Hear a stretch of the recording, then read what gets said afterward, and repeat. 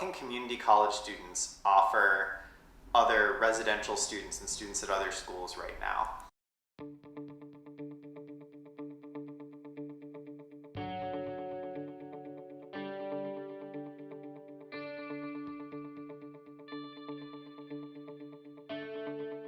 First thing that came to mind was this story from a couple years ago when I was first starting to get to know community college students at Hack, the school that we're working at. There was, in the fellowship meeting, there was an alum who came in and she brought her newborn baby into the Bible study with her. And it was just totally normal. Everyone was fine with it. Like, no one was surprised by this at all. Everyone was just really excited to get to see her. Yeah.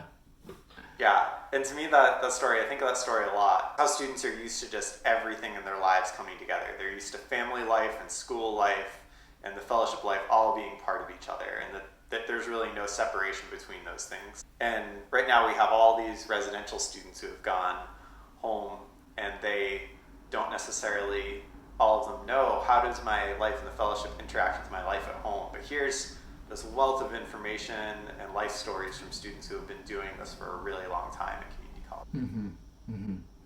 Yeah, it's interesting. I think there's a lot of different stories when you serve at a community college, right? A lot of people come from a lot of different backgrounds, and the story is not always the same. And so everybody has something different to bring to the table. Yeah. Right? So we have people who are of the college age, and we have people who are married, and we have people who are married and have children, and everybody has something to offer and something to give. So I think what community college students offer is that perspective, what it means to follow Jesus, not just at school, not just in familiar settings, but like in different settings, in uncomfortable spaces. People seem to be like, people know what the mission is, right? Like the mission is to see Jesus on campus, right?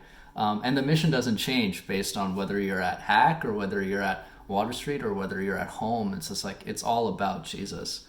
So like being at Bible study is just an extension of that mission that everyone seems to have, right? Yes. Yeah, of course I want to see Jesus on campus, and this is a great outlet to do that. From what I sense and gauge, it's not really about InterVarsity, it's about the mission. That reminds me of so many of our students when we do like network mapping with them, trying to help them see like, all right, so which of your friends can you reach out to? Who's like in your circle to reach out to people to invite them to Bible study? One of the first questions that always comes up is, well, do they have to be a student?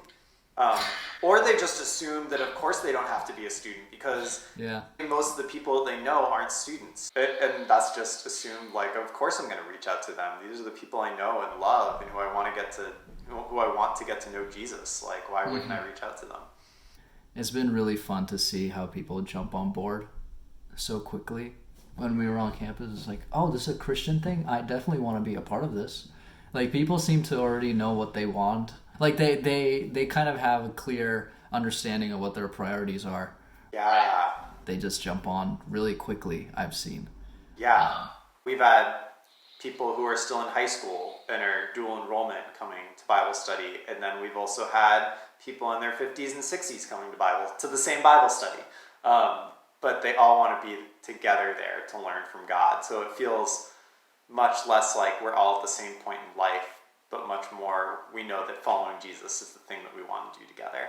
I guess along those same lines, I think I kind of said earlier, like being committed to the mission and the vision. It's just, from what I've seen, people jump on board with that so quickly. But what that looks like is like people seem to be consistent, I feel like, or seem to be passionate enough to like show up quite often and every week. And it's been encouraging to see that people who desire to see God move on campus and want to invest their time into doing that. That so easily and so quickly transitioned online. Like your group was one of the first ones to start up online Bible studies, and it just seemed like, of course we're going to do this. Why wouldn't we? We didn't even have small groups before this, and now suddenly we went to having 4 small groups just because students want ways to connect with each other. Wow. And so like, yeah, it just feels like the students are all on board. Like they weren't that phased by the pandemic in some ways. Like of course they were, but so many of our students are already dealing with a lot of hardships in life.